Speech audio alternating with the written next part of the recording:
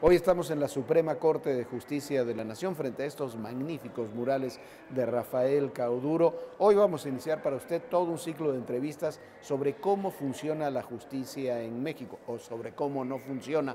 Hola Viviana, ¿qué tal? Hola Jorge, ¿cómo estás? Muy buenas noches, gracias por acompañarnos. El día de hoy iniciamos este ciclo de entrevistas con el ministro José Ramón Cosío.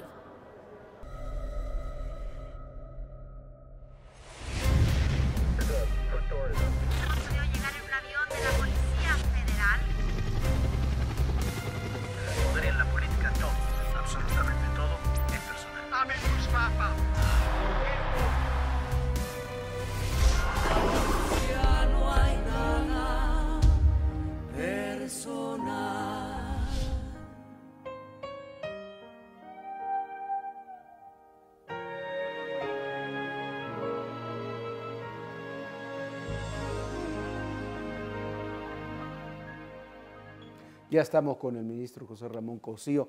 Ministro, gracias por recibirnos aquí en tus oficinas de la Suprema Corte de Justicia. Al contrario, muchas gracias a ustedes por la oportunidad. Muchas gracias. Estamos haciendo todo un trabajo sobre cómo funciona la justicia. Hace algunos años Viviana y yo escribimos un libro que se llamaba Justicia Inútil, donde decíamos que el sistema de la justicia en el país no está funcionando o no está funcionando adecuadamente. La distancia entre la Suprema Corte y los tribunales más bajos a veces es demasiado amplia. ¿Cuál es tu diagnóstico de lo que está sucediendo con la justicia en México? Bueno, yo creo que hay dos cosas. Tuvimos durante muchos años muchos problemas, algunos de estos se fueron corrigiendo, pero también, hay que decirlo, estamos en un proceso de cambio en prácticamente todas las materias. Tenemos un cambio importante en justicia mercantil, tenemos otro en juicios penales, la ley de amparo se transformó, el contencioso administrativo en distintas entidades ha cambiado, es decir, está en un gran proceso de cambio. Cosas que no funcionan siguen estando ahí, pero también las transformaciones pues generan sus crisis. Ahora, dentro de eso, el cambio en el sistema de justicia, esta misma semana se ratificó que tendría para el 2016, es la fecha en que tiene que estar funcionando el nuevo sistema de justicia, lleva 8 años.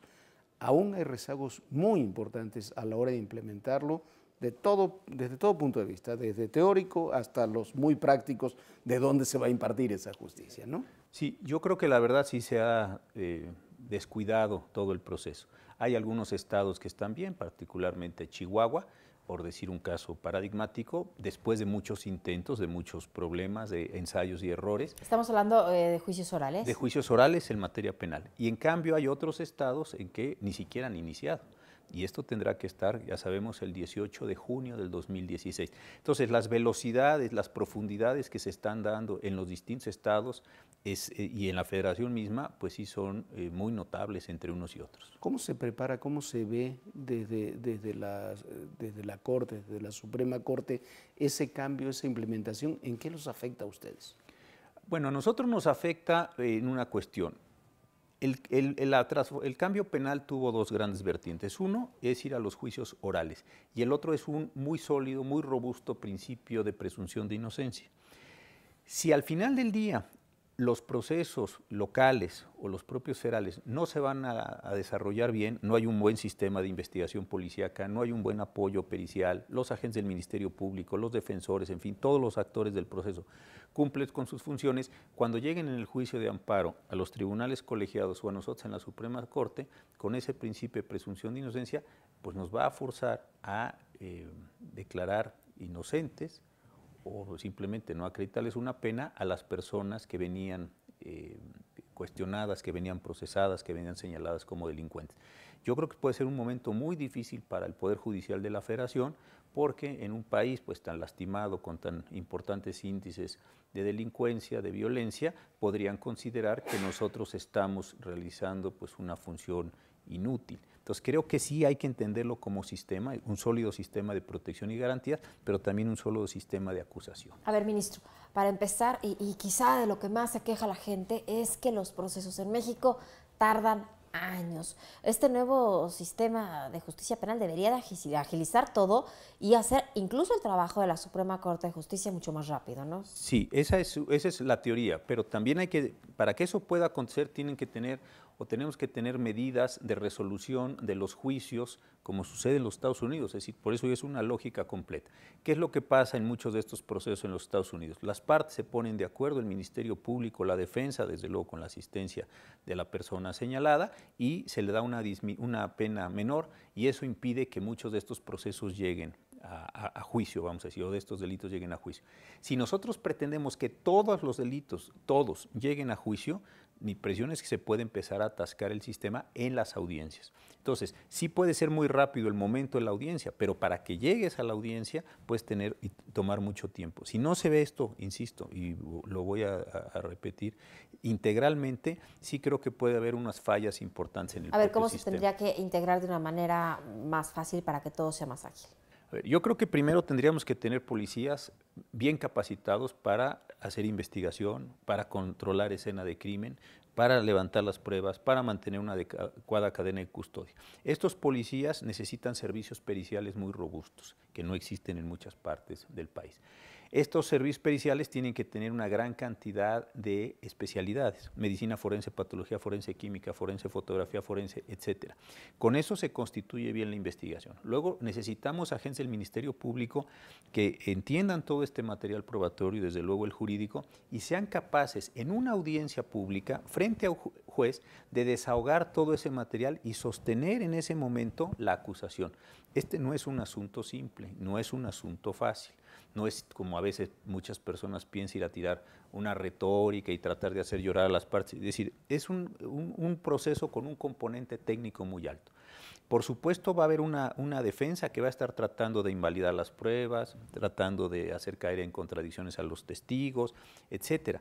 Y sobre ese material que se desahogue en ese momento, el juez toma la decisión. Y es un asunto muy complicado. Entonces, para que pueda esto darse, insisto, tienen que concurrir. Y antes haber tenido un sistema muy fuerte de mediaciones para efectos de que no todos esos casos lleguen a los tribunales. Y tenemos, esto es la justicia por abajo, no lo que tú estás, y tenemos la justicia por arriba. Otro de los problemas que tenemos es que últimamente todo le llega a la Corte. Sí. Entonces, el trabajo que tienen ustedes en la Corte, también en términos de tiempos, de espacios, de analizar temas, es amplísimo para poder sacar cada uno de los temas que le llegan a la Corte. Sí, aquí llega todo, desde la política hasta lo administrativo. Sí, yo aquí tuve la oportunidad de trabajar hace algunos años en la Suprema Corte con el ministro Schmil, y la Corte de entonces, la Corte de los años 90, la de antes de la reforma y la de ahora es completamente diferente. ¿Qué cambia?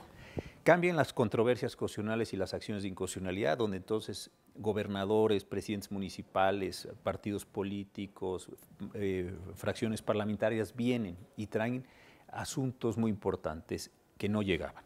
Y también cambian los efectos de las sentencias. Como sabemos, los efectos de las sentencias de amparo eran individualizados, hoy podemos tener efectos generales.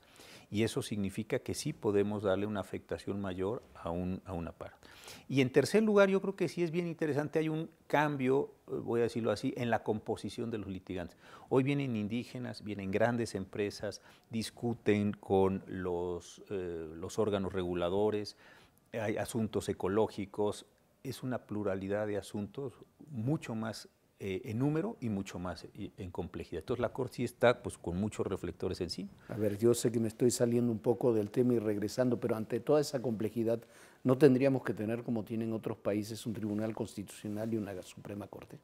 Pues eso es algo de lo que se ha estado pensando. Nosotros, por el modelo que seguimos, muy semejante al norteamericano, tenemos aquí adentro Tribunal Constitucional y Suprema Corte de Justicia. Yo creo que razonablemente vamos cumpliendo las dos funciones.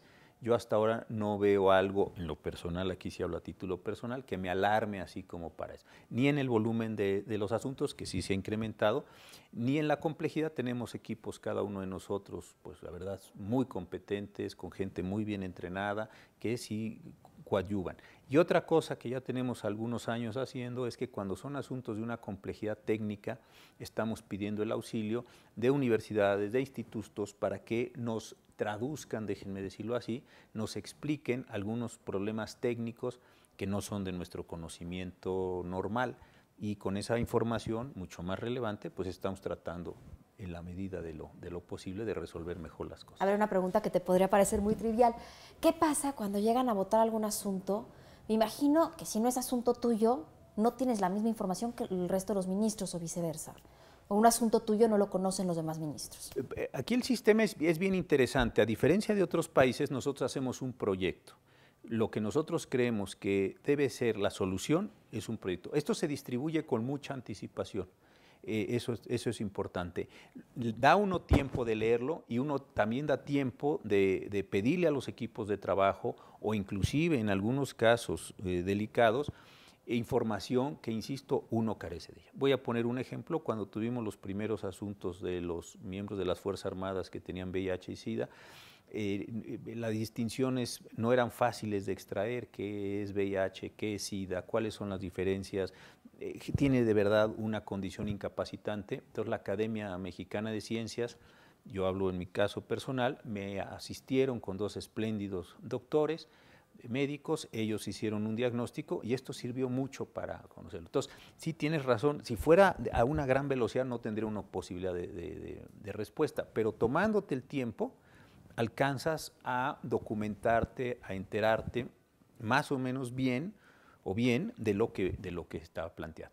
Y hay otra cosa, en México las partes sí vienen a presentar sus argumentos a los ministros. A mí esta parte me parece buena porque te hacen ver aspectos que no has visto, te hacen un énfasis, te ofrecen algún documento que no...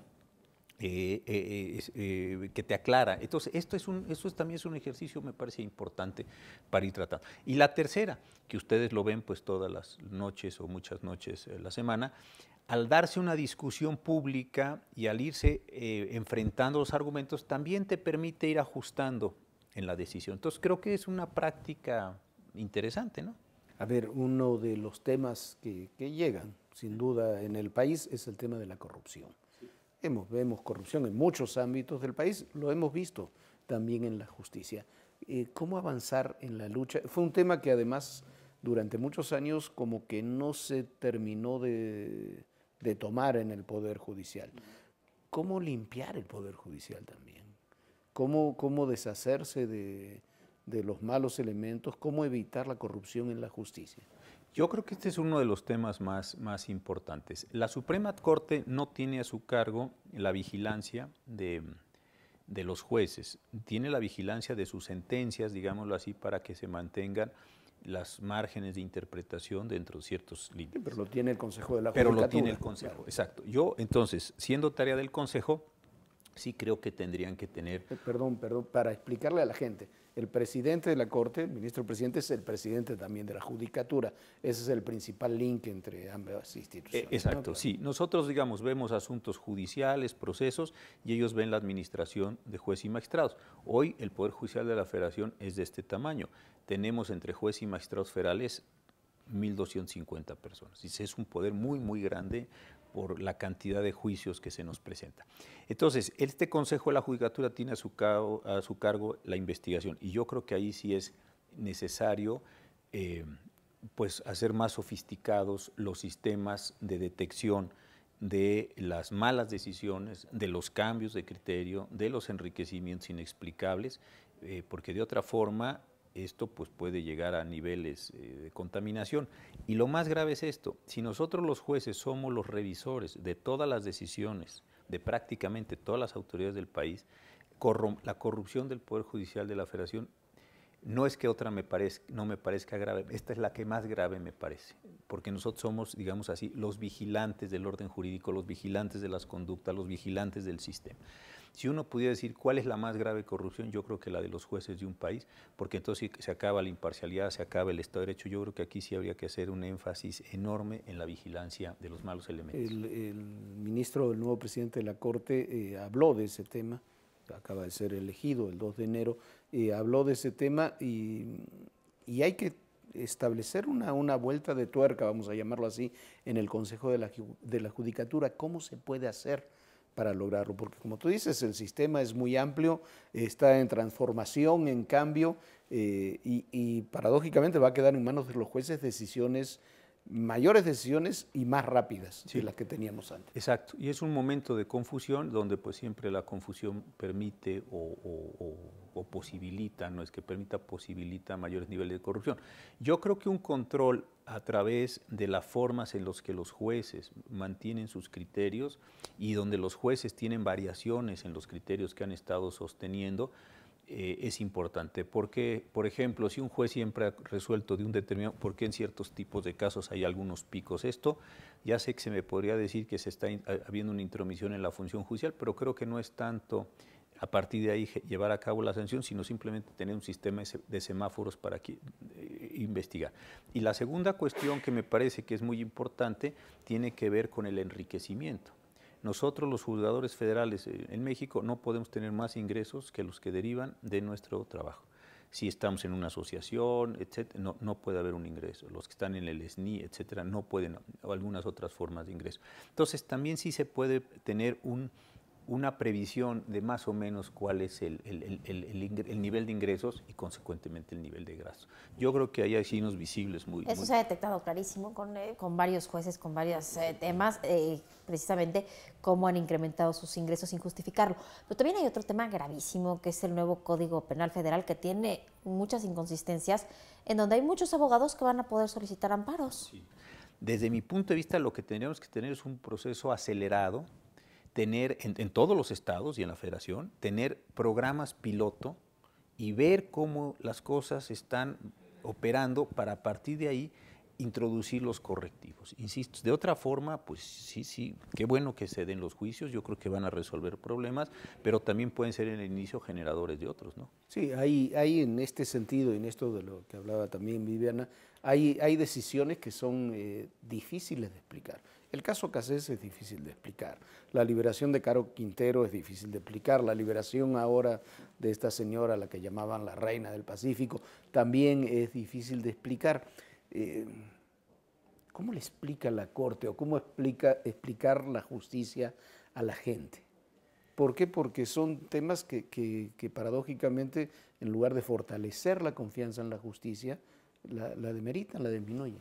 Sí, explicarlo es muy difícil porque la justicia no es, digamos, o un estado de ánimo o no es una visión, sino tiene un componente técnico altísimo.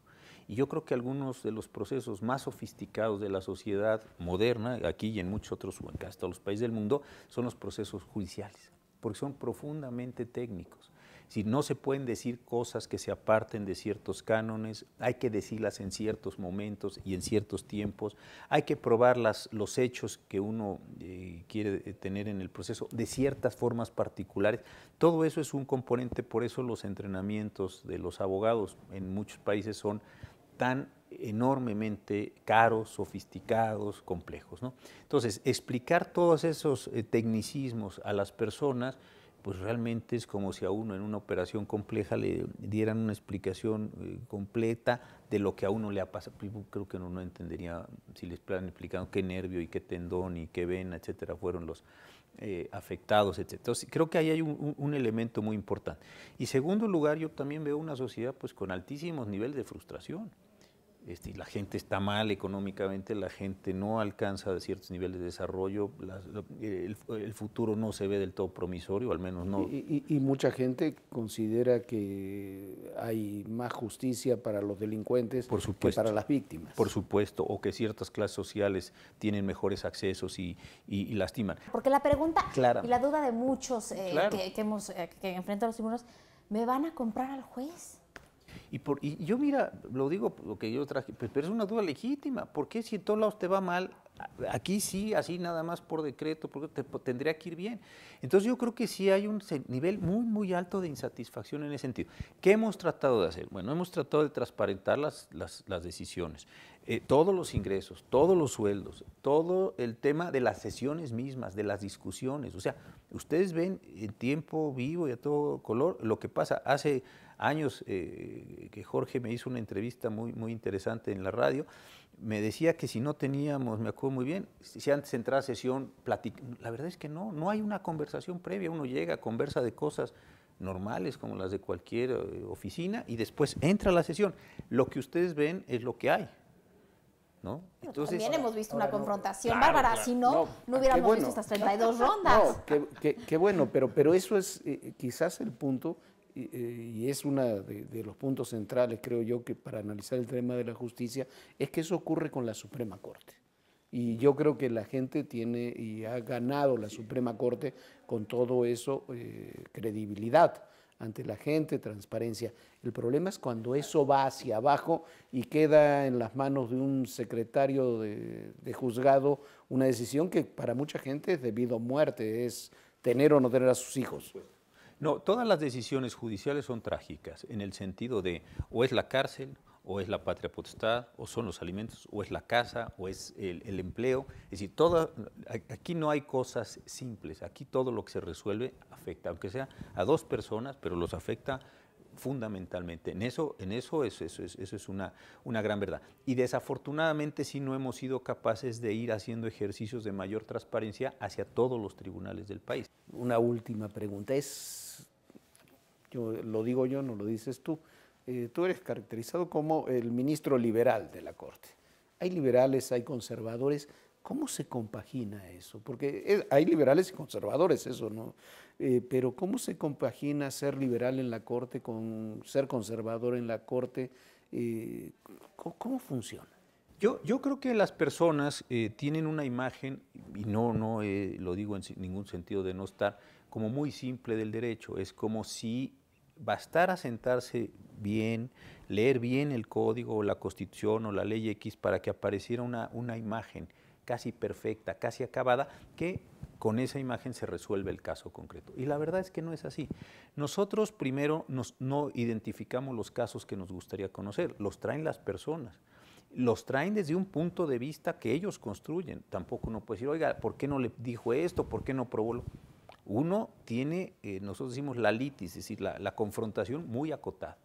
Y después tenemos códigos, leyes, constituciones que también acotan nuestra función. Entonces, realmente el margen está en las formas de interpretación de esos textos. Luego, lo que es muy complicado también es solo pensar quién es liberal y quién es conservador es una categoría engañosa. Por ejemplo, hay un estudio bien ¿Liberal para qué y conservador para qué? Exactamente, Jorge. Claro, porque una vez eso decía, en los Estados Unidos tú tienes liberales y conservadores, pongo el ejemplo de la Corte de Estados Unidos, en relación casi con el aborto. Entonces, si votas pro-choice es una y si votas pro-life es otra. Entonces, como que habría que hacer toda la modulación, o si no toda, sí una modulación un poco más complicada, donde sí, donde no, para tener una imagen más completa de quién está en qué posición, ¿no? Claro. Pero bueno, eso en última instancia es lo que le da la configuración al sistema. La Corte tiene que ser plural en esos temas porque tiene que reflejar a un país, ¿no? A ver, ahora sí una última cosa. A mí hay una frase que me gusta mucho, hasta no recuerdo ahora quién es el autor, esta de que los sistemas que funcionan son, los que no funcionan son los que tienen sistemas, leyes rígidas que se aplican de forma laxa, y los que funcionan, por el contrario, son los que tienen leyes más laxas que se aplican en forma rígida. Un país como el nuestro, ¿qué sistema tiene que tener? Yo he encontrado aquí dos cosas. Cuando hace algunos años, lo digo con el mayor respeto, pero sí teníamos una factura de leyes y de normas, y era algo de lo que se vivían hace un rato con algunos códigos, teníamos una mejor factura de leyes, eso también, y eso ayudaba mucho, ordenaba mucho. Yo creo que siempre ha habido esta idea mágica de basta que se haga la ley para que se transforme el mundo, que es una ficción pues, verdaderamente infantil, pero tenían una mejor factura técnica. Yo creo que en esta parte, o uno de los, voy a decir, de los déficits que nos ha generado el pluralismo con todas las virtudes que tiene, uno es la pérdida de buena hechura de las normas. Si uno no tiene una norma bien hecha, la verdad es muy difícil, porque uno lee y eso genera confusión, hay que entender que esto está en un sistema, que eso genera responsabilidades, que eso genera conductas, que eso genera facultades. Si eso no tiene un entendimiento, digamos, más o menos cabal, más o menos sistémico, se generan muchísimas tragedias para muchísimas personas. Y yo creo que ahí sí hemos tenido una pérdida, en ese sentido. Ministro Cosío, muchísimas gracias. Al contrario, por gracias a ustedes. Muchísimas Gracias, de verdad. Muchas gracias por acompañarnos, ya se nos acabó el tiempo, Pero recuerde que aquí en Todo Personal continuaremos con las entrevistas, con esta serie especial de entrevistas al tema de la justicia en México. Que descanse, pásela muy, muy bien. Hasta mañana, Jorge. Gracias, bien, y recuerden, en el poder y en la política todo, pero absolutamente todo es personal. Gracias. Que muchas veces me emociona